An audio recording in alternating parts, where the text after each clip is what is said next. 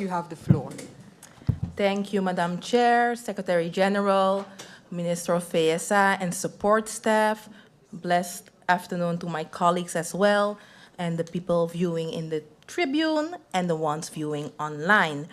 I indeed have a few questions in regards especially to the legal help desk. Seeing the fact that my colleagues, I'm happy to hear that they are also very enthusiastic about this project, but seeing that it has been initiative brought forward by myself, especially with the legal mind and knowing that there are a lot of people on St. Maarten needing that legal assistance, I have a few questions and I also would like some clarity on the matter. Through you, Madam Chair. Last meeting, I understood from the ministry, especially when my colleagues asked the questions in regards to an update on the legal help desk, to know when is the starting date. Seeing that I am the initiator of the project, and during campaign season, I have mentioned, and it was communicated to the public of St. Maarten, that the start of this project will be the beginning of September. I would like to know when the new start date will be, just for clarity for the public of St. Maarten, because I would like to avoid unnecessary misinformation or confusion. It has started already, and I would like to just shut that down and have clarity to the people of St. Maarten so that they know when the vulnerable community that is in need of legal assistance can get that legal assistance through the help desk. And they can have a date to look forward to instead of it being communicated that there is no date as yet. I do believe it is important, especially as a member of parliament and being the voice of the people of St. Maarten, to make sure that we have a clear date so that the minority will not unnecessarily use this and ask like, okay, it was a political stunt. So just for clarity's sake, through you, Madam Chair, if a date can be communicated. I understood as well that the hiccup was in regards to the participation of the lawyers needed. Seeing that I'm a lawyer myself and I have been providing legal and especially free legal assistance for a while to the ones that are in need, and up to this date, I'm doing that. After the article in today's newspaper, I got several calls from my colleagues in regards to this project, especially seeing that they have informed me, and also the ministry, or at least that's what they told me, that they are willing to assist. Seeing that also the remark that was made in regards to the hiccup of the lawyers, I made it my business and my interest to also pile up that information for the VSA ministry so that to make it easier that there are lawyers committed. So for transparency for the people of St. Maarten, there are currently 6 lawyers or law firms that are interested in participating. So therefore, to make sure, because a lot of times on St. Maarten, you can see that a select few maybe can participate, and we would like, at least I would like, that everyone that has a legal background or is legal-minded can participate in this project, because the more the better, and it will benefit the people of St. Maarten. I would advise the ministry to make sure that through the social media channels, it will be communicated when this project will start and how other legal-minded people can also apply to participating in this project, so that it will not be that, oh, I wasn't aware that I could have participated, and to avoid that only a select few can participate. So currently there should be 6 law firms, but I hope there will be more, and therefore I will ask the ministry, to you, Madam Chair, to communicate that to the public of St. Maarten, and also to let the members of parliament know when this communication will take place. And I'm also willing to assist if assistance is needed so that this project can start, because I know we are here for the budget amendment, and often we hear there are no funds available on St. Maarten, but now we have a project, being the legal help desk, that will not cost any money. It will be beneficial to the people of St. Maarten, and therefore I do believe that we all need to come together and make sure that this legal help desk can start. So therefore, if clarification can be given with a specific date, also knowing when the public awareness will start, because I do not believe that we can leave the people of St. Maarten with, okay, we would have to see when a new date will be available. That's it for now, Madam Chair. I thank you. Thank you, MP Roosburg. The next MP to take the floor is MP La Cruz. MP La Cruz, you have the floor. Thank you, Madam Chair Lady, and I want to thank the Minister of VSR for answering the questions, but not just answering the questions, actually divulging and being totally transparent with all her answers. I respect. Good job, thank you, Minister. I just want to make a comment concerning something that took place this morning that I think, you know, money-wise, it makes a difference, so something that we really need to take care of. We have doctors coming in, but not thoroughly doing what they should do. And this is a personal experience. I left this morning to the White and Yellow Cross where a doctor came from Curacao, or I don't know if I think it's a ergotherapeut. She came from Curacao to make a sole for my son. And the report that she received was incomplete, while we've already waited a month and a half for her to come here and do this. Now, what would happen is she would leave, and literally she'll have to come back again to deal with the same patient because the job wasn't done thoroughly. That costs money. So that is something that definitely, if the Minister of VSR could look into it, or the incoming.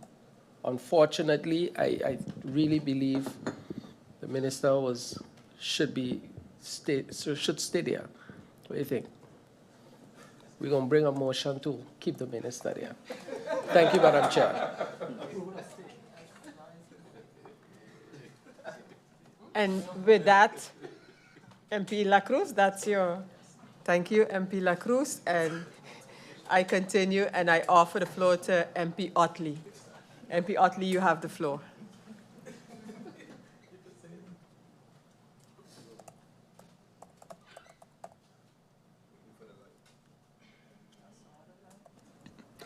Thank you, Madam Chair. To the Honorable Minister of VSR through you, I'm glad to hear, again, you elaborated on the HAP. You also elaborated, which is important to the public, that it is not all over and parties are at the table. So I'm happy to hear that. I just wanted to join the sentiments of my colleague, MP La Cruz, and say that your answers were clear, concise, and your priority list. I saw the passion in your priority list. A couple of things sound very familiar, so we are on the same track. And while I was listening to you talk, I did nudge my colleague and I say, well, maybe they're making a mistake by removing you. But however, I would say this, that I am confident with the passion that the new minister has, or the incoming minister, and going in, and I hope that the transition document is as clear and concise as your answers today, so that he can take up whatever is left and carry it out. So thank you, Madam Chair. Thank you, MP Otley. MP Doran, you have the floor.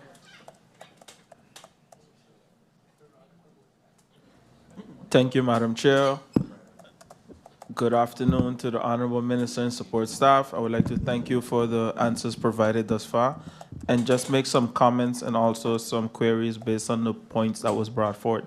With respect to the 4-day work week, although it was not my question, I have thought a lot about it during my tenure as minister, although I was not a Minister of General Affairs. And I think that it can work, but I do believe that, you know, it's going to take some bold moves in terms of decision making. Just to give a simple example, let's say, for instance, our island is plagued with a very serious traffic situation. If we can start a sort of a pilot project via the government and then maybe spread it out to the government-owned companies, whereas maybe all employees don't start work at 8 a.m., but some start at 8 to 5 and some start 10 to 7, just to see the flexibility in it and see how we can do different things to mitigate the workload. Reason why I know that these things can work, Madam Chair, through you, is because we recently had the COVID-19 pandemic where nobody was on the job. But then we had to work virtually. We had to be creative in our ways and means. So that I know for a fact that once there's a will, there's a way. So I'd like to urge the government to basically consider these things. Some might say, but you was just in government, why didn't you do it? We did do something, but it was kind of on a down low, so to speak, whereas one of the departments we had on Friday would be a preparation day so that they can prepare for the next week, and we've seen some great results in it because these men and women work tirelessly to serve the country, although a lot of it goes unnoticed. And I believe and I see the results that it has been working properly. So I would like to urge the government to consider these points, whether even if it's in the form of a pilot project. I know that a lot of legislation and a lot of things need to be taken into consideration, from the healthcare premium to the vacation days and the vacation allowance and all these things. But I do believe that if there's a will, there's a potential way. So I hope that this can be explored. Madam Chair, through you, I asked a question about the after-hour care service. You know, last Friday, I had a situation where I had to go to the emergency room with a family member, and we spent about 3.5 hours there. Basically, I contacted maybe 3 or 4 MPs in this room, and I discussed this whole thing with the HAP. Now, although I understand that certain discrepancies has caused this organization to stop functioning and so forth. I understand all of that. But as I draw reference to the fact that we have referrals to the Dominican Republic, to Panama, to Colombia, and all these different areas where there are discrepancies there as well. Not saying that this one is good. What I'm saying is, in the absence of this, if an interim solution cannot be sought for cases that are not life-threatening, that are not emergency cases, because we left there without care. And it's no fault to the doctors, to the nurses that are there, because they are overwhelmed with random emergency cases that, of course, would supersede anyone that is there with pain. But I'm saying all this to say that you can't just have something there for a year. People get used to it, used to the service, used to the different ways and means are dealing with their ordeal at that point in time, and then just take it away, because it's definitely missed. So I would just like to know that in the absence of it is an interim solution. Can an interim solution be sought with, whether it's the house practitioners, in terms of having this service until 12 a.m. at the least, so that non-emergency cases can be dealt with as well, so that they can ease the load on the St. Maarten Medical Center. And lastly, Madam Chair, I think that right now in 2024, I've traveled to different places around the world. I would say mostly in Latin America, you would see that they would have 24-hour pharmacy service. Right now, we have Maho that's open until 9:30, if I'm not mistaken, and after that, that's it. If somebody needs urgent paracetamol or whatever have you, they have to go to the emergency room. I would like to know, through you, Madam Chair, to the Honorable Minister, is there any thoughts within the ministry already, or can that option be explored, maybe if not 24 hours, to be as well 12 a.m., that someone can get medicine, so a pharmacy can be open, even if it's on a rotational basis, on a weekly basis, and that be published for the general public? Thank you, Madam Chair, and that will be all for now in terms of clarifications and questions. Thank you, MP Doran, and I continue with the members of Parliament, and I give the floor to MP Irian. MP Irian, you have the floor.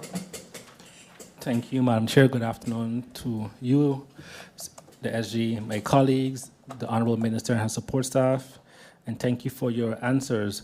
Madam Chair, I appreciated the answers from the Minister, and especially the ones regarding the 4-day work week. I'd also like to say, within my ministry, we actually did a 3-month trial last year from November up until December.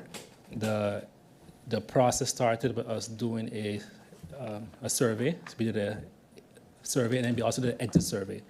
In that survey, we had about, I think, 20 questions regarding, let's say, if they are aware of a 4-day work week, if they, how do you feel about work,